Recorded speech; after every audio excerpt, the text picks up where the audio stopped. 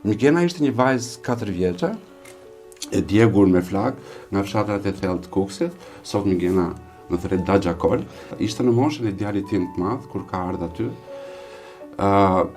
Për te një kujdesi të mjekësor shumë të madh që ne kishim, Migena arriti të mbijetoj fazës së parë të djegës, që ishte një djegë që përfshinte rreth 50% sipërfaqes trupit dhe që për fat keq ishte e gjitha grade 3. Dhe pasi kaloi këtë 3 javëshin e parë, plagët u bën gati për të vendosur transplant.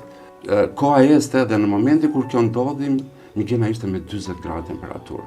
I themi atij dajës ishte si përgjegjësi, dëgjoj, ne mendojmë që kjo do të bëjë procedurën e parë të plastikës. Po futemi, por nuk i dihet si do dalim. Dhe ne marrim urgjent në sallë me temperaturë 39, pra i dash anestezisti që të uli temperaturën, që ne të vazhdojmë procedurën tjetër.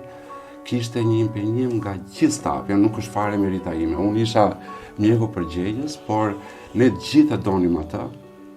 Dhe u futën të gjithë, nuk e di sa, 3-4 kirurg, 2 anestezist, 3 anestezist. Dhe ja doli me sukses. Dhe pastaj Migena bëri edhe disa transplante të tjera, dhe sot e kësaj dite është shëndoshemi, sigurisht ka shenja, sepse djegët e thella lën shenja, por është e gjallë aty për të dëshmuar se sa e rëndësishme është që ti të mos vazhdosh asnjëherë.